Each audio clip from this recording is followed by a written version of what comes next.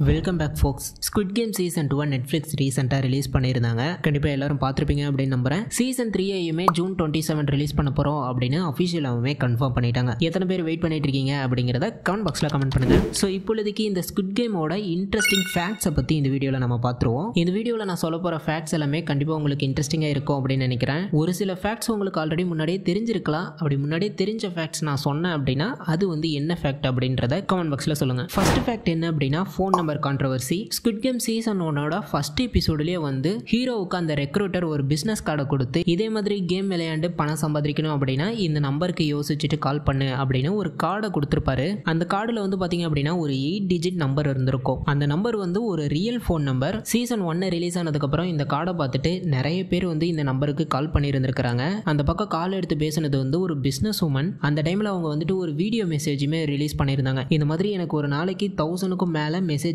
And calls வந்துட்டு இருக்கு அப்படின்னு. இதுல நிறைய பேர் வந்து ஸ்குவிட் கேம்ல என்ன சேர்த்துக்கோங்க அப்படின்லாம் கேட்டிருந்திருக்காங்க. சில பேர் பிராங்க் பண்றதுக்குமே கால் பண்ணி இருந்திருக்காங்க. இதுக்கு நெட்ஃபிளிக்ஸ் கிட்ட இருந்து அவங்க சைடுல என்ன சொல்லியிருக்காங்க அப்படின்னா ஃபேன்ஸ் கிட்ட வந்து இந்த மாதிரி அந்த நம்பருக்கு கால் பண்ணாதீங்க அப்படின்னு சொல்லிட்டு எடிட்டிங்ல அந்த 8 டிஜிட் நம்பரை 6 டிஜிட்டா மாத்திட்டாங்க. ஸோ வழக்கமாவே வந்து பாத்தீங்க அப்படின்னா மூவிஸ் டிவி சீரீஸ்லாம் மோஸ்ட்லி ஹாலிவுட் சைடு வந்து பாத்தீங்க அப்படின்னா அந்த 555 ஃபார்மேட் அப்படின்னு ஒன்று இருக்கும். எந்த ஒரு இடத்துலையுமே உண்மையான ஃபோன் நம்பரை யூஸ் பண்ண மாட்டாங்க. அந்த 555 ஃபார்மேட்டை யூஸ் பண்ணி தான் எல்லா நம்பரையுமே மென்ஷன் பண்ணியிருப்பாங்க. Including Ghostbusters, Dark Knight, Matrix, Breaking Bad, இதுல எல்லாத்துலயுமே நீங்க பார்க்கலாம். 555-2401 559323. Give me a call. 555-7600 555-3455 973-555-0146 555-1125. But இந்த ஸ்குவிட் கேம்ல ஆக்சிடென்டலா ரியல் ஃபோன் நம்பரையே யூஸ் பண்ணிட்டாங்க. அடுத்த ஃபேக்ட், சீசன் 1 எபிசோட் 3ல வந்து பாத்தீங்க அப்படின்னா டல்கோனா அப்படிங்கிற ஒரு கேம் வச்சிருந்திருப்பாங்க. அந்த கேமும் சரி, அந்த கேம்ல வந்து அந்த டல்கோனா அப்படிங்கிற அந்த ஒரு கேண்டியும் சரி இந்த சீரீஸ் வந்ததுக்கு அப்புறமா ரொம்பவே ஃபேமஸ் ஆச்சு. ஆக்சுவலி இந்த கேமுக்கு வந்து அந்த டல்கோனா கேண்டியை மேக் பண்றதுக்காக ப்ரொடக்ஷன் டீம் வந்து ஒரு உண்மையான ஸ்ட்ரீட் வெண்டரை தான் ஹையர் பண்ணியிருக்காங்க. அந்த பர்சன் வந்து இதுக்கு முன்னாடி ஒரு சின்னதா கடை போட்டு அந்த டல்கோனா கேண்டியை வித்துட்டு இருந்திருக்காரு. பட் இந்த சீரீஸ்ல அவர் தான் அந்த டல்கோனாவை மேக் பண்ணாரு அப்படின்னு தெரிஞ்சதுக்கு அப்புறமா அவருடைய சின்னதா இருந்த அந்த டல்கோனா கடை ரொம்பவே ஃபேமஸ் ஆகி நிறைய மக்கள் வந்து லைன்ல நின்று கேண்டியை வாங்குற அளவுக்கு ட்ரெண்ட் ஆனாரு. அதுக்கப்புறம் அந்த குளோபல் பிராண்ட்ஸ் கூட எல்லாம் கொலாபரேட் பண்றதுக்கான வாய்ப்பு கிடைச்சிருந்திருக்கு. அண்ட் நிறைய டிவி ஷோஸ் எல்லாம் அவரை இன்வைட் பண்ணி ஓவர் நைட்ல ஒரு பெரிய மல்டி மில்லியனர் ஆயிட்டாரு அப்படின்னே சொல்லலாம். நெக்ஸ்ட் ஃபேக்ட், ஸ்குவிட் கேமோட சீசன் 1ல என்னென்ன கேம் இருக்க போகுது அப்படிங்கிறத முன்னாடியே வந்து ஃபோர் ஷேடோ பண்ணியிருக்காங்க. அந்த பிளேயர்ஸ் தங்கி இருக்கிற வால்ல வந்து பாத்தீங்க அப்படின்னா நிறைய பெயிண்டிங்ஸ்லாம் இருக்கும். அந்த பெயிண்டிங்ஸ்லயே அந்த கேமோட ப்ளூ பிரிண்ட்ஸ் எல்லாம் வந்து வரைஞ்சி வச்சிருந்திருப்பாங்க. இதை முன்னாடியே அந்த பிளேயர்ஸ் பார்த்திருந்தாங்க அப்படின்னா அந்த கேமுக்கு அவங்க ப்ரிப்பேர் பண்ணி இன்னும் கொஞ்சம் டஃப் கொடுத்துருந்துருக்கலாம். இந்த டீட்டெயிலை பேஸ் பண்ணி தான் சீசன் 3லயும் இந்த கேம்ஸ் வரலாம் அப்படின்னு நிறைய பேர் ப்ரெடிக்ட் பண்ணிட்டு இருக்காங்க. நானுமே அதை பத்தின வீடியோஸ்லாம் போட்டேன். சீசன் 3ல இப்போதைக்கு வரப்போற கேம்ஸ் அப்படின்னு பாத்தீங்க அப்படின்னா monkey bars, dong dong dong demon, அதாவது London bridge is falling down, அதுக்கப்புறம் ஹியூமன் செஸ், இந்த 3 கேம்ஸும் சீசன் 3ல வரலாம். பார்ப்போம். Next fact, red light green light doll. Red light green light கேம்ல வந்து ஒரு பெரிய டால் பிளேயர்ஸ் வந்து அசைறாங்களா அப்படிங்கறத மோஷன் கேப்சர் மூலமா டிடெக்ட் பண்ணிட்டு இருந்திருக்கோம். ஆக்சுவலி அந்த டால் பேரு வந்து யாங்கி. இந்த டால் வந்து சவுத் கொரியன் டெக்ஸ்ட் புக்ல இருந்த ஒரு கேரக்டர் தான். 1970s to 80 அந்த ரேஞ்சில் வந்து பாத்தீங்க அப்படின்னா அந்த கொரியன்ஸோட ஸ்கூல் புக்ல யாங்கி அப்படிங்கிற இந்த டாலும் சார்ல்ஸ் அப்படிங்கிற இதோட மேல் வெர்ஷனும் இருக்கும். ஆக்சுவலி இந்த 2 டாலையுமே இப்போ சீசன் 3ல கொண்டு வர போறாங்க. போஸ்ட் கிரெடிட் சீன்ல எல்லாரும் பார்த்துருந்துருப்பீங்க. அண்ட் இந்த டால் வந்து ரியல் லைஃப்ல ஹோர்ஸ் கேரேஜ் அப்படிங்கிற ஒரு மியூசியத்துல எக்ஸிஸ்ட் ஆகுமே இருக்கு. ஸ்குவிட் கேம் ஃபேமஸ் ஆனதுக்கு அப்புறமா இந்த டாலை பார்க்கறதுக்காகவே நிறைய பேர் அந்த மியூசியத்துக்கு போயிருந்திருக்காங்க. அதனாலவே வந்துட்டு இந்த டாலை டெம்பரரியா அங்க இருந்து ரிமூவ் பண்ணி வச்சிருக்காங்க. அடுத்த ஃபேக்ட், ஓயில்லாம், அதாவது பிளேயர் 1 இவரு தான் இந்த கேமை வந்துட்டு கண்ட்ரோல் பண்ணிட்டு இருக்காரு அப்படிங்கிறத ஆரம்பத்துல இருந்தே நமக்கு வந்து சீக்கிரட்டா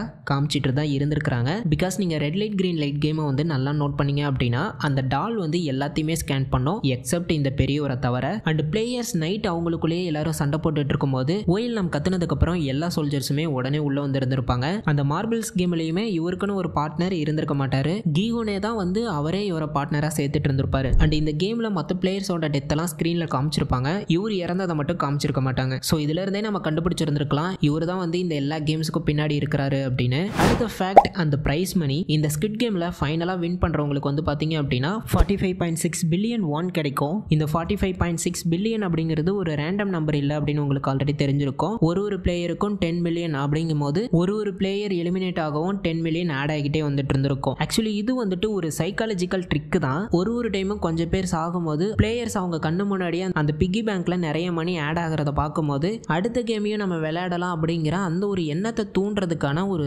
சைக்காலஜிக்கல் ட்ரிக் தான் இது. Next fact, every squid game death was foreshadowed. இந்த ஸ்குவிட் கேம் சீரீஸ்ல இருந்த மேஜர் டெத் எல்லாமே முன்னாடியே வந்து ஃபோர்ஷேடோ பண்ணியிருக்காங்க. லைக் அவங்க எந்த மாதிரி சாக போறாங்க அப்படின்னு கேங்ஸேபியாவுக்கு எடுத்துக்கிட்டீங்க அப்படின்னா முன்னாடி ஒரு சீன்ல அந்த புரோக்கரோட கழுத்துல ஒரு கத்தி வச்சு மிரட்டுவாங்க.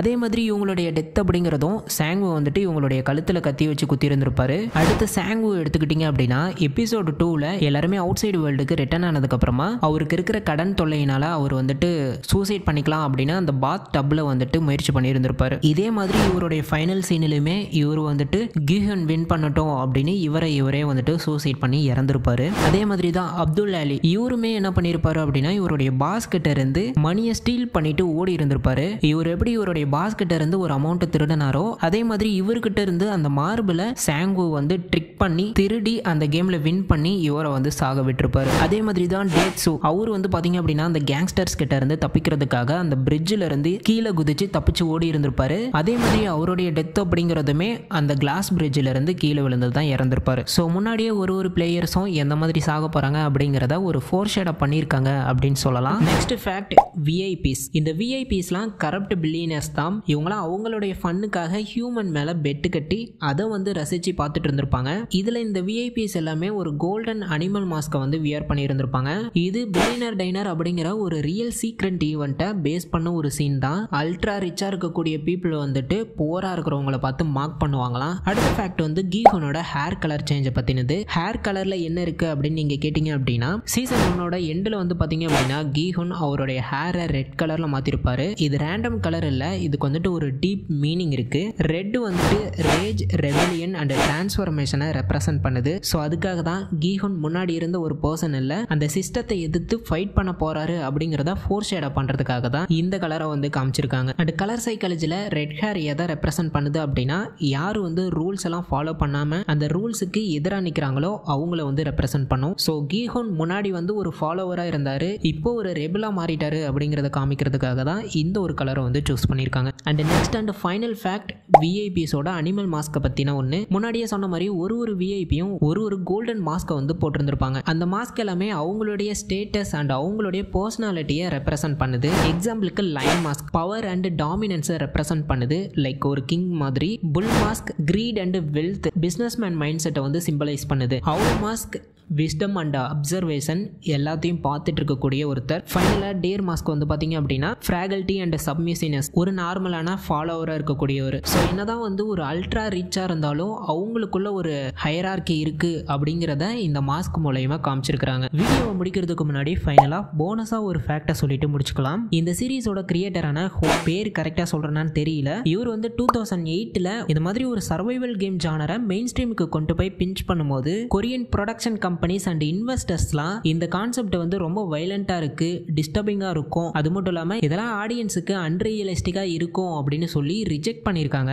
அந்த டைம்ல சவுத் கொரியன் சைடு வந்து அந்த ரொமான்ஸ் அண்ட் ஃபேமிலி டிராமாஸை தான் அதிகமாக ஃபோக்கஸ் பண்ணிட்டு இருந்தாங்க. இப்பயுமே உங்களால் பார்க்க முடியும், நிறைய பேர் வந்துட்டு அந்த கொரியன் சீரீஸ்லாம் பார்த்துட்டு இருப்பாங்க. எஸ்பெஷலி பொண்ணுங்க தான் வந்துட்டு நிறைய சவுத் கொரியன் டிராமாஸ் பார்க்குறாங்க. எனிவே ஃபர்ஸ்ட் வந்துட்டு இந்த கிரியேட்டர் இந்த சீரீஸை ஒரு மூவியாக கொடுக்கலாம் அப்படிங்கிற மாதிரி தான் ஸ்டுடியோஸ் கிட்ட போய் ட்ரை பண்ணியிருக்காரு. ஆனால் அப்பவே ஒரு சில இன்வெஸ்டர்ஸ் வந்து சவுத் கொரியன் ஃபிலிம்ஸான பேட்டில் ராயல், லயர் கேம் இதுக்கெல்லாம் சிமிலராக இந்த ஸ்குவிட் கேம் இருக்கிறதுனால இது ஜஸ்ட் காப்பி தான் அப்படிங்கிற மாதிரிலாம் இந்த கான்செப்டை ஒதுக்கி தள்ளியிருக்காங்க. அண்ட் 2008, 2010 அந்த டைம்ல கொரியன் டிராமாஸோட பட்ஜெட் அப்படிங்கிறது ரொம்பவே சின்னதாக தான் இருந்திருக்கு. பட் இந்த சீரீஸுக்கு ரொம்ப பெரிய செட்ஸ்லாம் போட்டாகணும், சிஜிஐயும் உள்ள நிறைய இருக்கு, அதனால அதுக்கு நிறைய ஃபண்ட் தேவைப்படும். அப்படிங்கிறதுனால எந்த ஒரு ப்ரொடக்ஷன் கம்பெனியுமே மில்லியன் கணக்கில் இந்த சீரீஸ்க்கு ஸ்பெண்ட் பண்ண தயாரா இல்ல.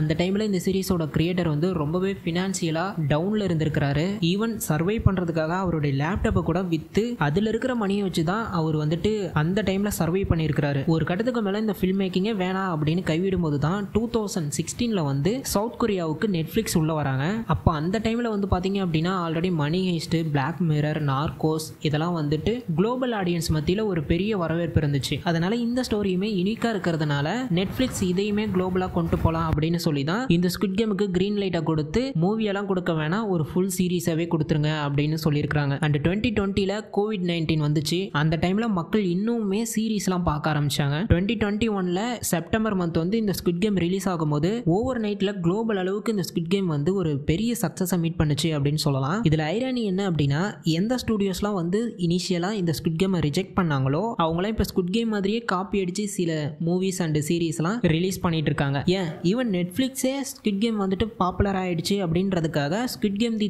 சேலஞ்ச் அப்படிங்கிற ஒரு டாக்குமெண்ட்ரி ஸ்டைலில் ஒரு சீரீஸ் எடுத்து விட்டுருந்தாங்க. ஸோ இதுல இருந்து நான் சொல்ல வரது என்ன அப்படின்னா, never give up on your dreams. உங்களுக்கு ஒரு ட்ரீம் இருந்துச்சு அப்படின்னா அதை உடனே நீங்க அச்சீவ் பண்ணுவீங்களா அப்படின்றது தெரியாது. பட் அதை நோக்கி ஓடிட்டு இருந்தீங்க அப்படின்னா ஒரு கட்டத்தில் கண்டிப்பாக உங்களால் வந்து உங்கள் ட்ரீமை அச்சீவ் பண்ண முடியும். So never give up. I think அவ்வளோதான் இந்த வீடியோவில் நான் சொல்லணும்னு நினச்ச ஃபேக்ட்ஸ் எல்லாம் சொல்லிட்டேன் அப்படின்னு நினைக்கிறேன். வீடியோ பிடிச்சிருந்ததுன்னா லைக் போடுங்க. ஸோ இதை தாண்டி உங்களுக்கு ஏதாவது ஃபேக்ட்ஸ் தெரிஞ்சிருந்தது அப்படின்னா அதை வந்து கமெண்ட் பாக்ஸில் கமெண்ட் பண்ணுங்க. நம்ம வந்து அந்த நெக்ஸ்ட் வீடியோவில் பார்ட் 2ல் அதை பற்றி டிஸ்கஸ் பண்ணலாம். அண்ட் ஆல்ரெடி இந்த ஸ்குவிட் கேம் பற்றின நிறைய வீடியோஸ் வந்து நம்ம சேனலில் நான் போட்டிருக்கேன். இன்கேஸ் நீங்கள் அதை பார்க்கல அப்படின்னா லிங்கை வந்து டிஸ்கிரிப்ஷனில் கொடுக்குறேன், செக் பண்ணி பாருங்க. அதே மாதிரி உங்களுக்கு இந்த Hollywood web series, TV series, Marvel, DC கண்டென்ட்லாம் வேணும் அப்படின்னு நினச்சிங்க அப்படின்னா நம்ம சேனலை வந்து மறக்காமல் சப்ஸ்கிரைப் பண்ணி வச்சுக்கோங்க. ஓகே, நெக்ஸ்ட் வீடியோவில் பார்க்கலாம். தேங்க்யூ.